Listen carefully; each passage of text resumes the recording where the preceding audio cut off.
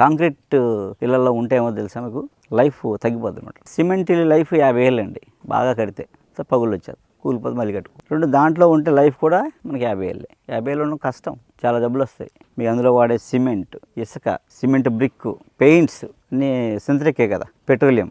బయట ఉండే సహజమైన గాలి, వెలుతురు, నీరు అవి తేమ ఏమి ఉండవు. లోపలంతా వేరే అట్మాస్ఫియర్ క్రియేట్ అయిపోతుంది, వేరే వాతావరణం క్రియేట్ అయిపోతుంది. ఇక సైకలాజికల్గా కూడా ఎందుకు అన్ని డబ్బులుండి, ఎంత ఆస్తులుండి ఎవరు నిద్రపోకుండా మనసంతది కదా, ఎవరికి నిద్రపడతా? బాగా బెంజి కారు ఉన్నోడికి నిద్రపడతా చెప్పండి? 90% పీపుల్ పట్టదు. 1, 2, 3 టాబ్లెట్ వేసి పడుకోవాలి.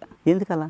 సో అన్నీ ఉన్నాయి వీళ్ళకి, అంతే కదండి. కానీ పడుకోలేకపోతున్నారు. కారణం చెప్పంటారా? అన్నీ ఇల్లు ఒక ఎత్తు అయితే, కాంక్రీట్తో కట్టిన ఇల్లు విల్లా ఒకటైతే అది పైనుండే స్లాబ్ ఫ్లాట్గా ఉండడం ఒక కారణం. ఎంతమంది కాస్మిక్ ఎనర్జీ, బయటంతా కాస్మిక్ ఎనర్జీ ఉంది. సో కాస్మిక్ ఎనర్జీ మనకు రోజు మనకు తగలవాలి. ఆ కాస్మిక్ ఎనర్జీ ఇలా ఉంటే రాదు, ఇలా ఉంటే ఆ కాస్మిక్ ఎనర్జీ ఫ్లో అవుతుంది. అది డిజైన్ మన ఆర్కిటెక్చర్. అది ఏదైనా మన ఇల్లు కట్టిన పాకేసినా ఇలా షేప్, ఇలా వేసినా రౌండ్ వేసినా షేప్, టెంపుల్ ఏదైనా సరే. ఓ 2 ఫ్లోర్లు వేసిన, పూర్వం లక్క ఇల్లు కట్టేవారు, 2 ఇల్లు కట్టేవారు, మిద్దెలు ఇల్లు, పై ఇల్లు పెంకేసేవారు కదా, స్లాబ్ ఎక్కడా లేదు మనకి. సో ఎందుకు అంటే ఆ ఆర్కిటెక్చర్ అది అలా ఉంటే ఈ కాస్మిక్ ఎనర్జీ వచ్చి బయట ఎలా ఉన్నామో లోపల కూడా అలాగే ఉంటాం.